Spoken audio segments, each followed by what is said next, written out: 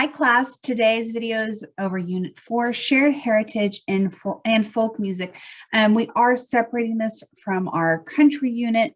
There are some differences. They may feel subtle to you, but there are some differences. All right, guys, so we are going to be going over shared heritage and folk music and how folk music got its start in the United States and how it developed. And what right here, how does heritage affect how music develops? So here is a map of the Appalachian Trail, and this is our Appalachian region where all this music is coming from that we're talking about. Think the original 13 colonies of the United States. It's along this lovely line right here, some of them, not all of them, but this is the Appalachian Mountains. Immigrants are coming into the country or the colonies at the time, and they are settling in these mountainous regions, and they're bringing their cultures with them. And specifically, think we're talking 13 colonies. We're talking English colonists are coming in and settling in these areas. So answer this question for me. What country did many Appalachian settlers come from? Were they coming from England? Were they coming from Italy? We get Mr. Cecil Sharp.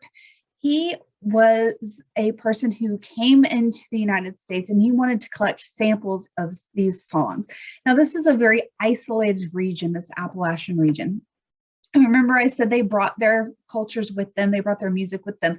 So a lot of the music that was happening in this area was relatively unchanged from when it originally came over to the region. And it was a dying music art form in England, and it had changed, been greatly affected by other cultures and social movements that were happening in England. So he came to the United States in the hopes of catching recordings of this type of folk music before it was completely lost. So he found that people from Virginia, Kentucky, North Carolina, and Tennessee, they were singing songs that originated 300 years prior to him arriving in this area, and just mostly because it was so isolated. Think about it, we're talking mountainous regions. These people, they didn't travel more than maybe the next town over, if that. It was a very difficult terrain to traverse, so they weren't going lots of places.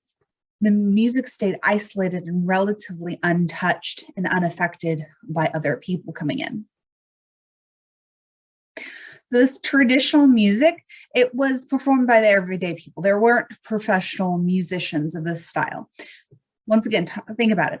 We're talking about very, very difficult terrain. They're not doing a lot of traveling. They're staying in their small communities. There are not professional musicians. It didn't require musical training or formal instrument techniques. In fact, some of the instruments were very informal. We're talking the spoons, we're talking the jugs, we're talking washboards, very informal style of music. Often the instruments were small, inexpensive, homemade, or no instruments. But the biggest thing to remember is all of these instruments that they used could travel easily. Remember, we're talking about mountainous region. Even within your kind of small town area, you still probably had to travel down a mountainside to get to people. You're not going to be carrying a piano on your back. Like, that's just not happening.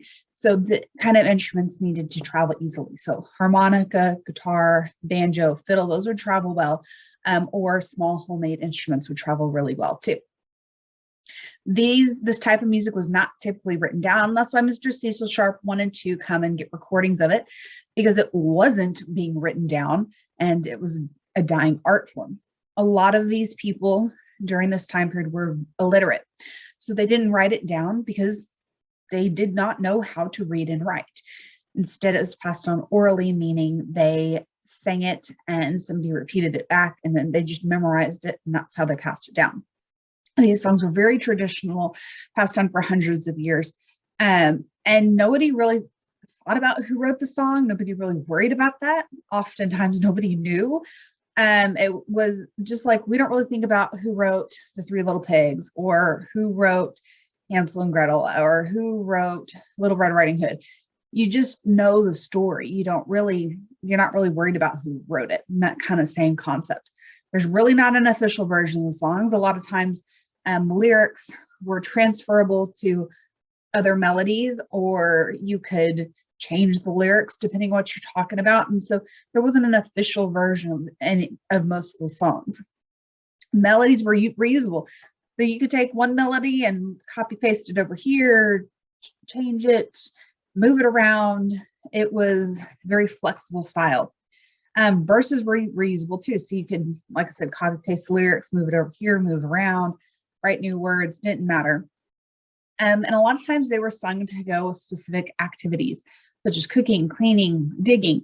One thing I like to think of for this is the song, Here We Go Around the Mulberry Bush. Several of you might have learned this in your childhood. Here we go around the mulberry bush, the mulberry bush. Here we go around the mulberry bush early in the morning. And then you go to verses like, this is the way we brush your teeth, brush your teeth, brush your teeth. Or this is the way we wash your hair. This is the way we do anything. So it has an activity that goes with it.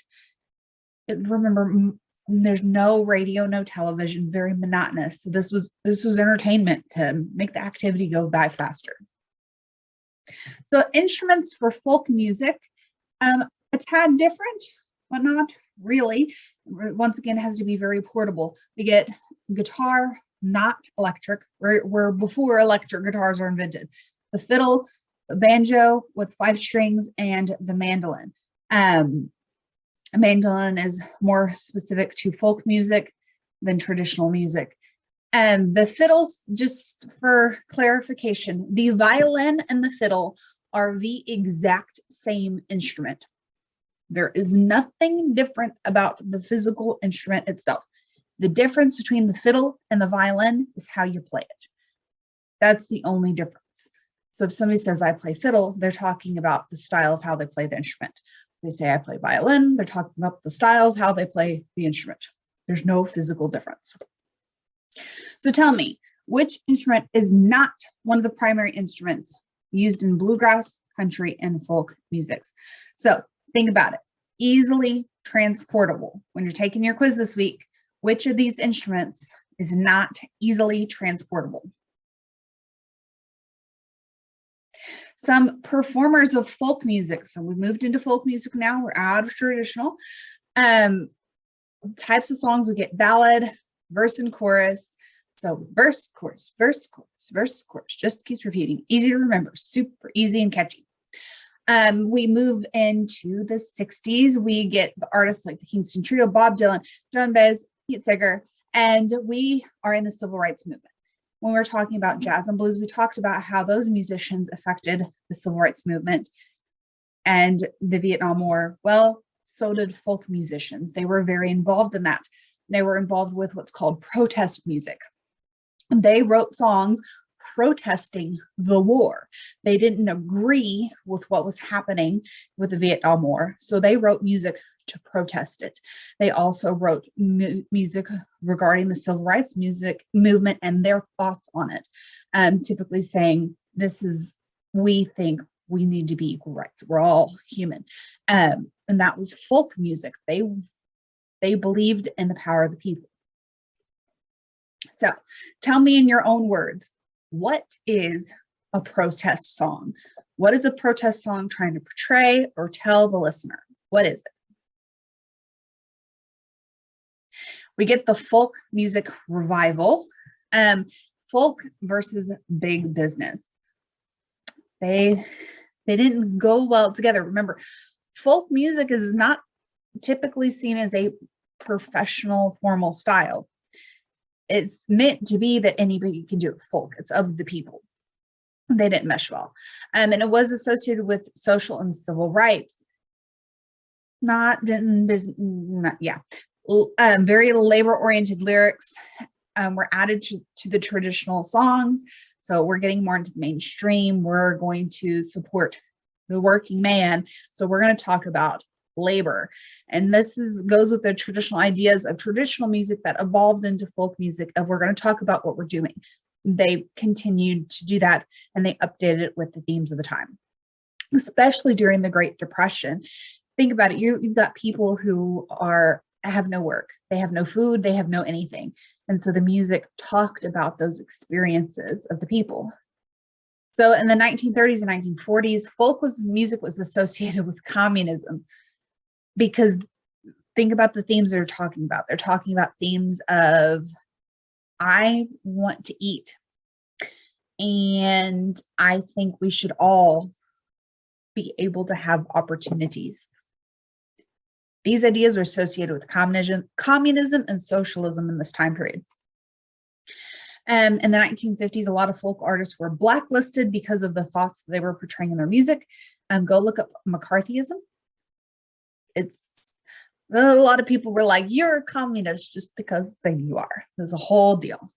1960s Vietnam War, Bob Dylan, Joan Baez, Phil Oakes, and Tom Paxton all writing that protest music to share these ideas of, we don't agree with what's happening. So tell me, what do Bob Dylan, Joan Baez, Tom Paxton, and Phil Oakes all have in common? Were they important musicians during the second folk music boom? Or were they the first folk artists to combine classical elements with traditional music? Did we talk about classical elements? I don't think so. We are at the end of this section. Our next unit, we will cover bluegrass and country, and these two units are really tied together. So please don't forget what happened in this unit, because it's going to come back next week. Have a great day. Remember, come to live class. Watching these videos does not replace the live class. Please be going through your checklist. Please be working on your quizzes. And as always, if you need anything, call me, beat me. You know how to reach me. Have a great day. Bye, guys.